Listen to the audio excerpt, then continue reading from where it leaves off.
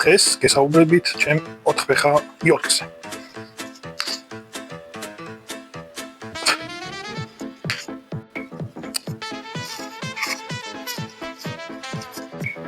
სულ მინდოდა 4 ფეხა მეგობარი მოკვდა და ცხოვრობ კორპუსის ბინაში.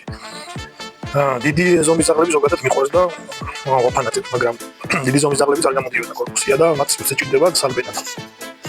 მეორე წყალგამყოფი რაც იყო ჩემთვის ეს არის ჰიგიენა ზოგადად რა, ბეწვის თემა.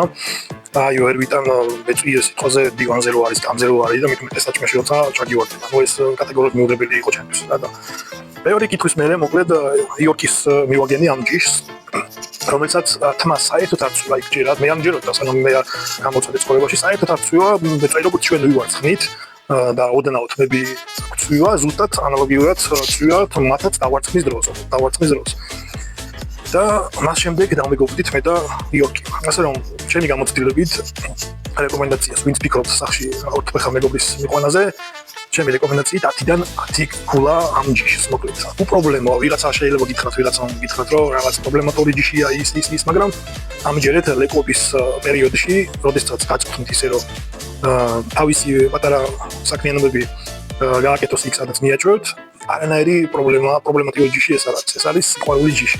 ასე რომ კორპუსში ვინც ხარ გაფიქრობთ 4 ფეხა მეგობარზე, ირჩევთ იორკის. ხო?